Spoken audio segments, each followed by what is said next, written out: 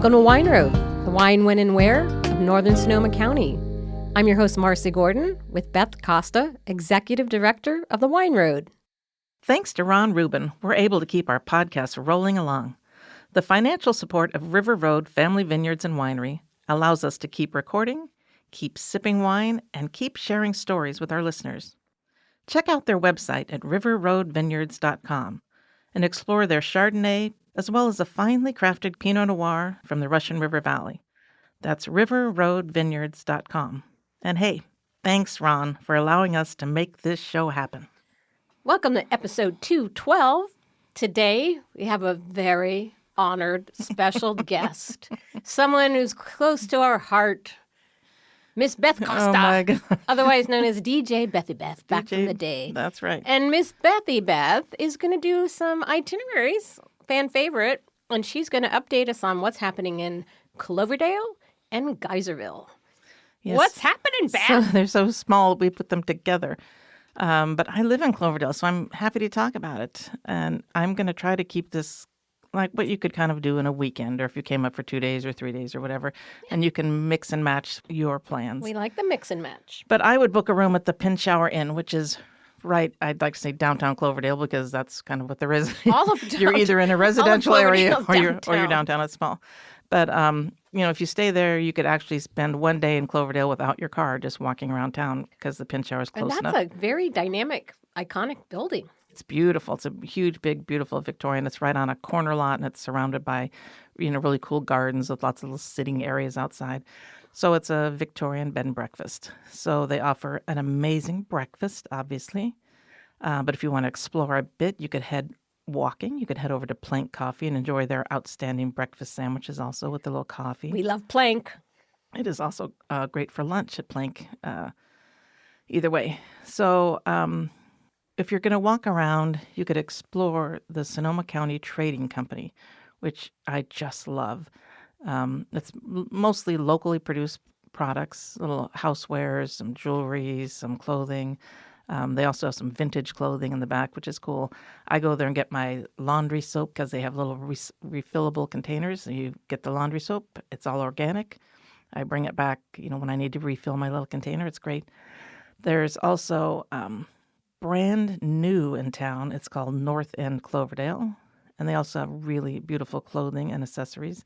They actually just opened about 2 months ago. And you can follow them, North End Cloverdale. They're really active on social media, and they really showcase all of their new arrivals and all their new clothes. If you sew at all, you could go to Bolt Fabrics. The owner there is awesome. She does focus mostly on quilting fabrics, but it's really a beautifully curated collection of fabric that she offers, along with all the sewing accessories. And I personally have had the pleasure of making several baby quilts in the last few months, and so Bolt has been my go-to. You have a cottage industry making Yes. baby quilts. Yeah, I finally bought a rotary cutter, and I said to my husband, "Oh my God, my whole life is better now." Who knew? So I know that most of you are listening more for food and wine and not baby quilts, but we have a somewhat new restaurant, and it's a wine bar that, as a local, we are really thrilled about. It's called the Beet Restaurant Wine Bar. And that's B-E-E-T? B-E-E-T, yes, Beet. Beet. Mm-hmm. And it's just a couple of blocks from the Pin Shower, so you could just, again, walk around. So the Beet is, they have local and imported wines. They have non-alcoholic beverages, and they have farm-to-table restaurant. So my husband really is a fan of their braised short ribs. And a couple of times when we've gone, they've had the Chilean sea bass on the menu, which is just outstanding. But they really have an incredible dinner menu. They've just started doing brunch. I think maybe about a week or so ago, they started doing brunches on the weekend also. And they also have lots of great shareable bites and delicious little desserts. How about like the blackberry Cabernet sorbet? Sounds good to me. That sounds good. Or how about a bourbon butter pecan gelato? So sounds good to me. I think you've taste tested these all. Well, I want to do, proper research. Yes. So save room for dessert. Okay, and then, so don't laugh, but Pick's Drive-In is actually one of the oldest drive-in hamburger joints in California. That's a classic. It is a classic. I did just find out, I'm kind of brokenhearted that the owners are that it's up for sale. Oh, my. I think it's a tough road these days for restaurants in You know, general. back before there was that bypass, Yeah. you went straight through Cloverdale, and we used to drive when we were going up to Eureka. We'd always stop there. Oh yeah, it is it is the oldest or one Yeah. of the oldest drive-in It's places a in blast California. from the past. It's great. So the chefs that do own it right now are really incredibly talented chefs, and so they've really tried to make a go of having just the typical hamburger joint kind of place, but they've also done a lot of comfort foods. And last winter, because we had just rain for 5 months, it's hard to make a drive-in business feasible with rain. So they started doing orders online for this chicken pot pie, which is not something that's on the top of my list. I don't really care about it, but my husband loves chicken pot pie, so I thought, well, okay, I'll order one. Oh my God. I said to my husband, this is like a life-changing chicken pot pie. It was so good. So now anytime they put it on Facebook that they're going to be doing it, because it's pre-sale only, we always get the chicken pot pie. They also have fried chicken that you have to order ahead of time with different sides, or they have chicken and dumplings. But anyway, Pix is worth cruising by and getting some lunch. You can, even if you just want a milkshake, because the milkshakes are with, fresh fruit, and they're just really delicious. Little time for nostalgia. North end of town, we have a couple of new antique stores that have just opened. There's a Mill Street Antiques. It's beautiful. It was a huge antique co-op up in Healdsburg on Mill Street in Healdsburg. So I think they lost the lease on that building. They moved to Cloverdale. It's a really nice little addition for us.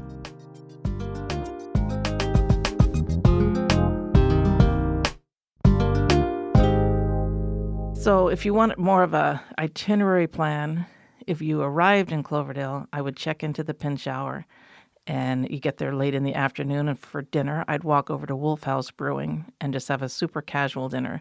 They usually have music on the weekends, or they'll have trivia night. There's always something kind of cool happening at the Wolf House Brewery. And in the morning, I'd have breakfast at the inn because it's part of the deal. And it's going to be beautiful, the presentation for the breakfast. And then I would just wander around town and visit, the little shops. Maybe then I would grab lunch at Plank. And it's a coffee shop, but they have fresh squeezed juices and other beverages. They also have really great sandwich options for lunch. And then I would head back to the inn for a little rest. And then I would enjoy dinner at the Beat. So that would be my arriving Friday night, my Saturday. And then the following day, if you're checking out, you might want to have your breakfast again at the end. Or if you missed out, you could do a little more walking around town and head over to Kelly and Young after your breakfast. I was going to bring a bottle of Kelly and Young wine, but then I realized, oh no, I drank the bottle of Kelly and Young wine. I'm like, yeah, man, where's our wine? I thought, well, I know I have it. And I thought, oh no, wait, maybe I drank that wine. But Kelly and Young has a really great tasting room right on town, right on Cloverdale Boulevard also. So you could check them out. They have a really incredible family history, and it's a really beautiful little spot to taste. They have a patio, so you can sit outside. They also have music almost every weekend throughout, well, there's good weather, maybe starting in April and then running through October. So then, once that's done and you've checked out, I would jump in the car and head south towards Geyserville. And the first stop could easily be Francis Ford Coppola if you haven't been there yet. They still have all the movie memorabilia. It's super cool to check out. It's really is a beautiful property. Mm-hmm. Depending on the time when you did or didn't arrive, they also have a restaurant with outdoor seating, and it's really the only restaurant where you can sit surrounded looking over the vineyards, which always seems strange to me. In wine country, there should be a million restaurants, but there are not. So it's a nice spot to sit and enjoy that. If you really wanted to get into it, you could check out their pool and maybe, do a little swim, but it depends what time of the year it is. And from there, I would head on down to Geyserville. And when I go into Geyserville, I always like to hit up Gin Gillies, which is a little antique store also. And it's really, it's like a really nice curated antique store. It's fun to go through. I go there at least once a month, and they always have lots of new things. So it's fun to check out on a regular basis. There are a lot of tasting rooms that are either in town of Geyserville or close by. Trioni has a beautiful property. And they also have bocce court. If you want to call ahead, you could do like a cheese and food board at the bocce court. It's kind of cool. Trentadue is next door or just right down the street from Trioni. And Trentadue also offers gondola rides now through the vineyard. So that's a fun thing to do if you haven't got out to the vineyards at that point. That's beautifully Mediterranean architecture. It's a beautiful building to stop at. And if you're right in Geyserville proper, there's Locals Tasting Room, which is one small tasting room. And I think right now she has 6 different wineries that she represents. So you taste from a lot of different vintners at that one location. It's super cool. And Ramazzotti has a new tasting room. And they're also right in Geyserville. And if you go to Ramazzotti, the odds are it's going to be, a Ramazzotti family member that's going to be pouring for you. It's, so that's always a great opportunity when you're talking to someone who is the owner and, really can tell you all about the winery. At the south end of town is Peshmel, and I always like to pop into there. They have some really nice wines. It's a cool little tasting room, real casual vibe. To me, I would say that Geyserville is kind of like the little engine that could. It's a very, very small That's a good town. way to put it. But it's just amazing to me, the size of the town and the amazing restaurants that they have. You absolutely cannot go wrong on whatever level you're looking for. For a little higher end, you could go to Catelli's, which has Italian, really traditional Italian. Diavola Pizza, which is wood-fired pizza oven, which is really the first place that I went to where they really had the thin crust pizza. It's a really big deal. The Geyserville Grill, which is connected to the hotel at the north end of town, the Geyserville Inn, which if you couldn't stay in Cloverdale to pinch hour, then I would highly recommend the Geyserville Inn. It's also one of the only hotel properties I'm familiar with that is literally surrounded by vineyards. So it's a very traditional hotel. They have a really beautiful swimming pool. They're connected to the little restaurant next door, and your rooms are really surrounded by vineyards. It's a great spot also they do a lot of weddings. They have a huge back lawn in the area that's surrounded by the vines also. So it's nice for that, little small events. If you work someplace and you need to book a little meeting spot, you could also do a meeting at the Geyserville Inn. They have a little meeting room area. Yeah. And then they can cater it from the restaurant. If you're staying in town and you're looking for you've been whining all day and you need a creative cocktail. A creative cocktail. At the end of the day. Where do I get that? I would go to the Geyserville Gun Club. Oh, of course. And it is just a bar. It's just super cool and hip and trendy, right on the one and only street that goes through town of Geyserville. And I know that I've mentioned this in the past in Geyserville, but there's the Corner Project's Ales and Eats. And that's really one of our favorites for my husband and I. We go there on a regular basis. And when we leave Cloverdale, we'll cruise to Geyserville. I go to the antique store, and then we'll go to the Corner Project for lunch. And usually head to then one of the tasting rooms like Peshmel and then head home. So that's a nice little afternoon for us.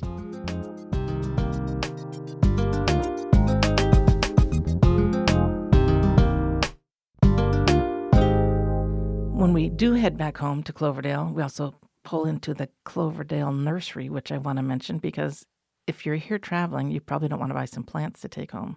But they have really expanded what they have. The plants are beautiful, but they also have a huge retail space with really incredible housewares, towels and dishes and jewelry and soaps and lotions and amazing coffee table books, on plants. Coffee tale, I like that. Coffee tale on plants and different things. So the Cloverdale Nursery is really just a beautiful store. It'd be a great place to get gifts if you need to, you have the dog watcher at home, you need to bring home a gift. You could probably find something really nice and memorable from the Cloverdale Nursery.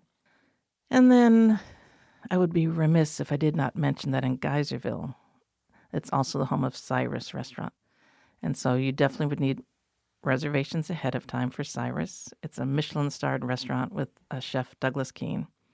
That's not just a restaurant, it's an experience. It's definitely an experience. Immersive dining experience. Mm-hmm. So if you can work into that schedule, that's really one of those things. It could be that life and once in a lifetime or the bucket list kind of a dining experience. You could read all about them on their website and understand their philosophy for how they're running the restaurant, which is really unique and different from any other restaurant that I'm familiar with really reduced hours and reduced seating. So they're trying to make it all manageable for all their employees so that, most restaurant workers are working, 12-hour days if they're in the kitchen, maybe 6 days a week. That's not what they want for their employees. So they're making it manageable and they're making it so it's great service for everyone. The employees are loving it. The customers are loving it. It's just a whole different thing. Chef Keen really is a treasure for Sonoma County. We're lucky that he's here. So Cloverdale is a really small town. We have 8,500 people.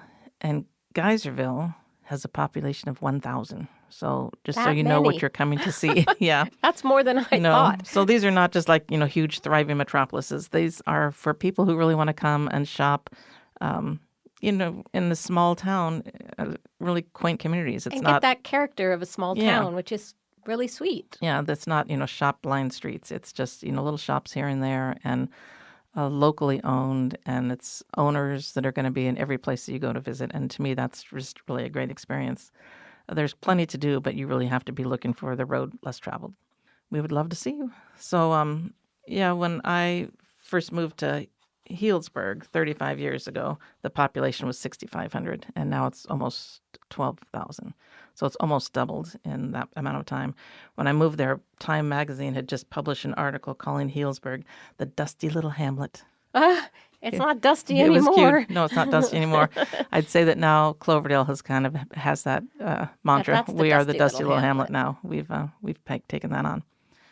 So I think hopefully I've given you some ideas for some things to see in Cloverdale and in Geyserville. And you can always email Beth at wineroad.com if you're coming and you're interested in going to those towns. And I can tell you if there's something new when you are arriving, because things do open.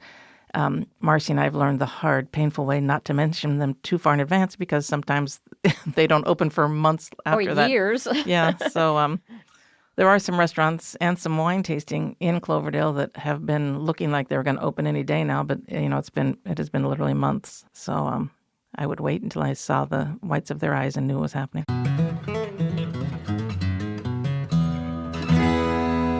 It's time for our Fast Five. Who do we have on the line now? Hi, it's Elizabeth Miller at DaVero Farms and Winery. Hey, Elizabeth. Good to hear from you. What's happening and what's your Fast Five? My Fast Five is like the best of what Sonoma County grows and makes. So I have a simple bruschetta, and to me, I envision you bring this to a summer festival, you get your picnic chair. This is a great thing to do. So you come to DaVero Farms, and you're going to get 3 ingredients. You're going to get extra virgin olive oil. Yeah. You're going to get a fig jam, and then one of our balsamic vinegars. already fig jam, You're going to you've either had do me. 25 year, 35 year, depending on what mood you're in. Oh, my Lord. And then you're going to pick one of your great bread makers here in Sonoma County, get a good baguette, and then one of our great cheese producers. You're going to get a great goat cheese. Yes. So you take those baguette slices, drizzle our olive oil on it, get a nice grill on that, and then you're going to spread the fig jam, the goat cheese, and then just do a drizzle of balsamic on the top.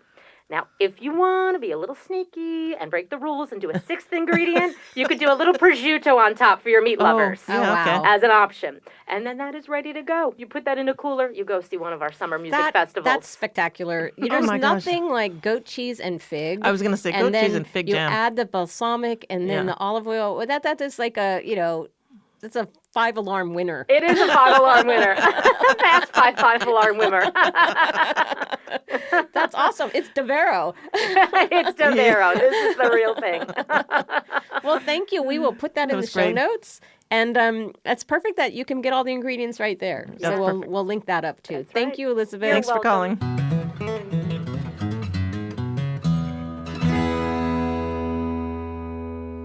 Marcy, do you have anything you need to share? Do you have any new books or goodies or something? I do have a new book. It's been a while since I've had a new book, but we got one today. Yay. And this book is called Rebel School of Wine, Okay, right up my soul. a visual guide to drinking with confidence. So visual, right up your alley, because Beth likes pictures. Yes, and I like confidence. I could drink with confidence. And confidence, and she likes to be a rebel. So this is from Tyler Ballet, Balliet. Pronounce it as you wish. I'm not sure. Okay, I like it. Oh But my gosh, the It's, cover looks like 1960. yeah, it's Oh my super gosh. graphical, but it definitely is skewed towards a younger market, people Yes, who really want to definitely. know wine. And and it speaks to you. It's very comprehensive for what it is. It really talks about so many things that most wine books just skirt over, but it has the basics about harvest and fermentation and bottle sizes. But what I love about it, it's cheeky. right? It's It got looks, a real even attitude. from across the table, And I'm the like, I love that already. The way it talks and the way the language used, it's, I can see this would really appeal to a younger audience, but even an older audience that just wants to learn a lot. And it's so visually engaging. Mm-hmm. It has everything that most wine books cover, but this has a definite point of view, and that's why I like it so much. And we cover all the important grapes and the different regions. Reading this is very fun. I really It think looks like it it's would be an great. easy read, and it's broken down into so many little categories. It's and it's organized colorful. really well. Good graphics. It talks about wine pairing without it's not stodgy. It's Right. very stodgy. It's very hip. Mm-hmm. And so I think people would enjoy this. And it's also, I was shocked how deeply it covers things far afield than you'd find in most books. So I recommend it. I think you would love this book. I definitely think I'm going to take that home today. And It's even how to taste and drink wine. And do they have a section on how to spit? Yes, they which do. is a very important thing that most books That's right. don't cover.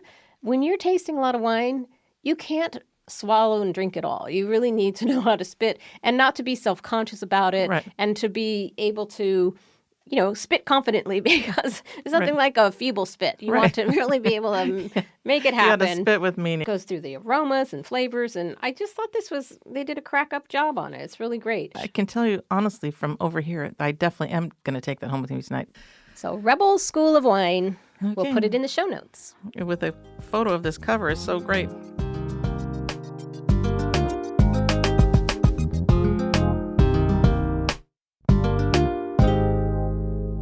Okay, so I have a couple more things because I always do. So the first is I'd encourage people to check out our website, wineroad.com, for information and encouragement on our new sort of industry-wide program called Come Over October. And it really is talking about just wine and how wine brings people together. And so for the month of October, we're going to encourage people to find a bottle of wine in your, wine stash that you really love, and then just invite your neighbor to come over, or invite someone you work with after work to come over, and really just share that wine and see how wine opens up conversations and, makes a meal better, and the importance of just So this was wine. started by Karen McNeil, and I love it because it's really, we've been getting too far away from what wine is really great. It's about people. Right. It's about the connections, and there's been a lot of focus on aspects of wine that aren't really the most important thing. Right. But being with friends, being with people, I love this. Come over October, bring a bottle of wine, invite some friends. I think it's just genius to celebrate each other and over wine. And remind people what wine really is all about. It's not, overindulgence. It's just sharing. Exactly. And it's not about The technical side. The technical It's- side right. or the terroir or this, Right. which, all important. But when it comes down to it, when you're opening that wine, enjoy it with a friend, it's and just fun how and that relaxing. makes Yeah. you relate to each other and have a good time. That's what wine is about. It's a connector. So bravo to Karen for coming up with this. Yeah, I'm super excited. So we have lots of details about it on the website, wineroad.com. Come over October. And you don't even have to wait till October. No, yeah. Or it doesn't have to end in October. So I also want to mention that tickets are still available right now for the Wine and Food Affair, which is November 2nd and 3rd. It's a full weekend of wine and food pairing at 60 wineries along the Wine Road. Ticket sales do end October 28th.